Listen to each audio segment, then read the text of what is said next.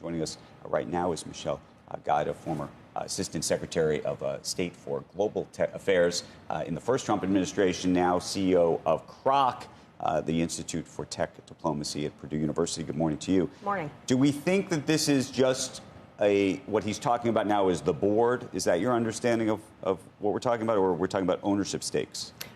It sounds like the board. Right. And I think big picture is all of the details of this deal are still being worked out. What the ownership stakes look like, who's involved, to what degree they're involved, what the board looks like. But it sounds like that we'll have 6 members of the board that are from U.S. organizations, and then we'll have one that sticks with ByteDance. But I think the bigger picture here is you have the 2 leaders of the free world talking about, or of the world, not free world, of the world talking about a dance app. And why is this thing so important that you have to have the 2 most powerful leaders in the world talking about this thing? And it is really powerful. Like, you think 40 years ago, Reagan and Gorbachev met to talk nuclear weapons. And now you have these 2 leaders meeting to talk about what could be a very big digital weapon. And so I think the president recognizes that. The Congress here recognizes that. So do our friends in Taiwan and Russia and Moldova and Poland, by the way. The election in Romania was nullified because of TikTok. And so you think about the power of this platform. And I think the president is negotiating. He's going to work a deal to bring it in compliance with the law. But big picture is this thing is really powerful. And by the way, the 170 million Americans that are using it have a lot of agency to be eyes wide open about what this platform is feeding them. What do you think about the ownership stake in terms of how much China will own, and does that matter in terms of national security? Yeah, I think the thing that really matters is the algorithm, right? They have our data from the 170 million users, okay. The important thing here is the algorithm. This thing is banned in China. TikTok's banned in China. I don't think that gets remembered often enough. It's not allowed in China. Right, but it's not allowed not in China for national security reasons. It's not allowed in China because of whatever you believe it does to the people there, or to people generally. Right. That's a whole different story. That is, well, not really. It's all influence and information operations. They're serving up content and creating a narrative in different societies around the world that they would like to propagate. Michelle, that comes down to it. I think you're right that it all comes down to the algorithm. We hear 2 different things. One is that it's going to be a licensed algorithm, which suggests they feed it to us and we can put it out there. The other is that we control it. And where do you think the truth really falls with this? Well, we'll see. It would be more strategic for us to be able to control it.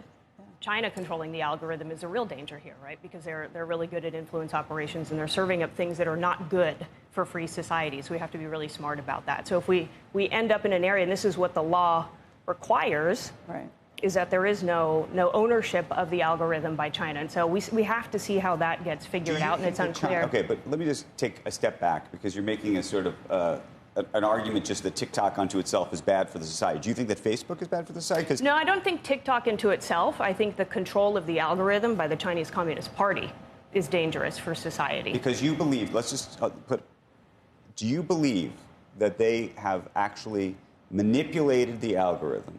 The government has manipulated the algorithm in nefarious ways to create specific outcomes. And what is the evidence of that? Yes, FBI reports. And yeah, you look at all of these other countries, like I said, Romania, Taiwan, Moldova. TikTok plays a massive role in the elections of all of these countries. We're here on the sidelines of the UN General Assembly. Ask any of our friends around the world the power of TikTok. I'm not suggesting that it doesn't have power. I'm suggesting something very different, which is that the way the algorithm works, unfortunately, but by the way, this is true, I believe, of the Instagram algorithm, which is that certain things that people linger on, that they're interested in, that they engage with, you see a lot more of. Yeah. And so there is often, unfortunately, the extremes that you end up seeing on most of these services. What I'm asking is something slightly different. And the FBI reports that I've seen, and I agree that there have been some things that the TikTok company has done with reporters and other things, right? Yeah. Well, I'm asking you something different. I'm asking you whether you have ever seen, because I don't believe it's ever been shown to the public in any way, but if you know something we don't, some actual direct connection between the Chinese government specifically telling people inside TikTok to go change the algorithm to show people certain content. Have you ever seen that? Do you have any evidence of that at all? Here's the question. It's not a question. Do we trust them? Yeah, my answer is, do we trust ByteDance enough to not allow the Chinese Communist Party? The rule in the law in China is that ByteDance must do whatever the Chinese Communist Party says. So the big question, this comes with any Chinese technology. Do we trust it? And this was what was so successful when I was at the State Department. We led a clean network to secure 5G, which ultimately displaced Huawei from the market. Because at the end of the day, no matter how cheap and no matter how good Huawei technology was, 5G technology, our allies did not trust them in Europe, in the Indo-Pacific, in Latin America. And ultimately, they decided to go with trusted vendors, even at a higher cost. So it comes down to trust. And there was no smoking gun. It was the same question for our allies. But ultimately, we know that the CCP influences Chinese companies. It's by law. And so you have to make a strategic decision on whether or not you believe it's safe to use. Sure, that's a strategic decision. That's not what we've been told. And that's the one distinction I would make in all of this.